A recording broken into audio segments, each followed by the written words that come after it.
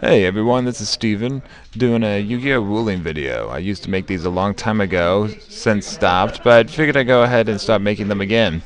People found them useful and they've asked me if I was ever going to do some more, and even though I've retired from the game, I figured I'd go ahead and do it again. I used to be head judge of the Yu-Gi-Oh! Regionals here in Missouri a while ago, a couple of years back.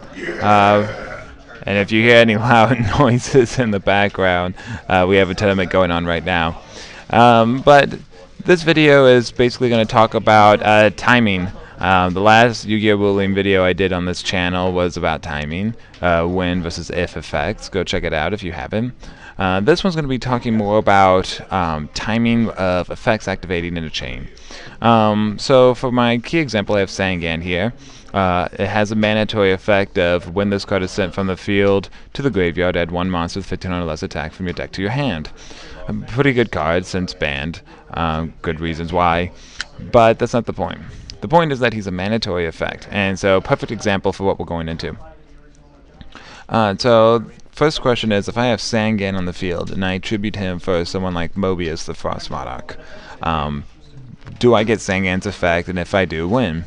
Well, let's read Mobius real quick. Mobius is when he's tribute summoned, you can target up to 2 spell trap cards on the field, destroy those targets. So this is an optional effect. So basically what will happen is Sangan's going to be sent to the graveyard, activating his effect, and for Mobius to be tribute summoned. In this case, what's going to happen is Sangan is Manatory effect is going to go on the chain and has to be chain link 1 because it's Manatory. Mobius, being an optional effect, won't miss the timing. It could still be done because the last thing that happened was it being tribute summoned. So if you want to, you can still target up to 2 spell trap cards on the field and destroy them, but that'll be chain link 2. So then the chain resolves backwards, Mobius blows up the cards, and then Sangan gets a search effect.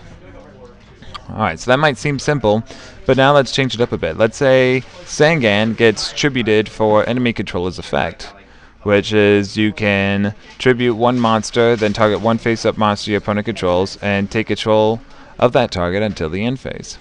So that's also a cost.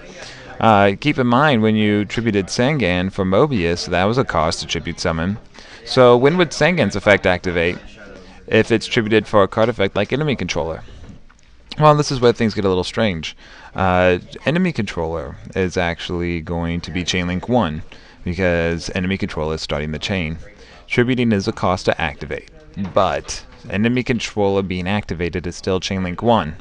Sangan goes to the graveyard, and his effect's going to try to activate, but it can't at the moment because this card is still in the chain. So this effect is still going to be chain link 1. Other effects can then be chained to enemy controller, but Sangan's effect still can't go on the chain yet. It still has to wait. So after this chain resolves with enemy controller, and enemy controller takes control of the opponent's monster, then Sangan gets to start its own chain because it's a Manatory effect.